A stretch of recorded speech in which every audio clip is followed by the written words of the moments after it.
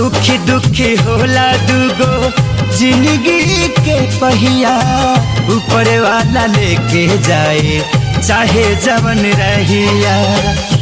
है